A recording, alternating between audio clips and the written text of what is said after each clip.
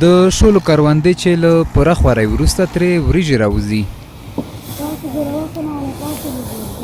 د خوست یوه لرې پرته ولسوالۍ صبریو کې کروندګر د شولو کښت راغونډوي.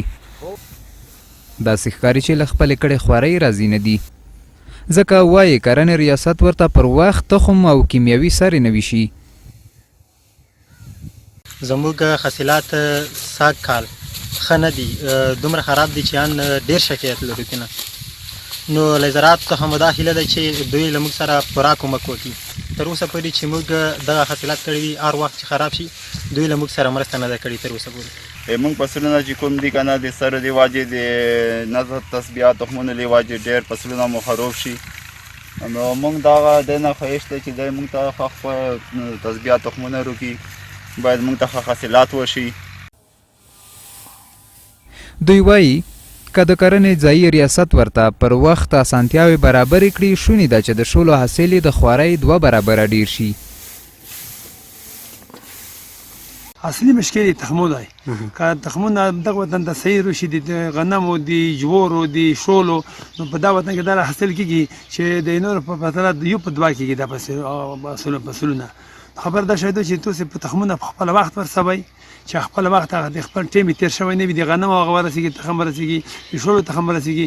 حاصلات کم دي. اوس یو مقصد چې 5 جره به منځکه وکړې، د 1 جره به حاصل نه کړي، چې بیا دغه په صحیح پسوغه شي هغه د تخم یې روغ وي، هر څه روغ وي، نو د 1 جره به د 4 جره به حاصل کړي.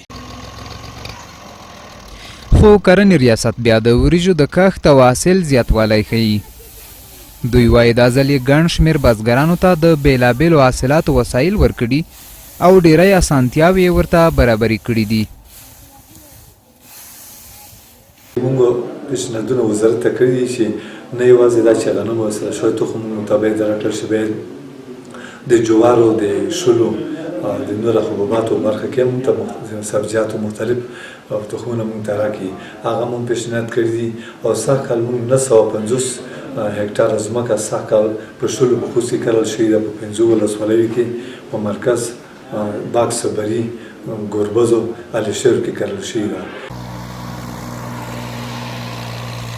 د وریجو کښت عموماً هغو سیمو کې ډیر کیږي چې په زیاته پیمانه اوبه ولري. د خوست مرکز او ډیری لارې پرتې ولسوالۍ د پریمانه اوبو په لرلو د دغه حاصل لپاره بشپړې آماده سیمې بلل کیږي. خو که حکومت د یوې منظمې تګلارې له مخې په دغو سیمو کې د شولو کښت ته نوره وده ورکړي، له بهره د وریجو د راتګ مخه نیول کیدای شي.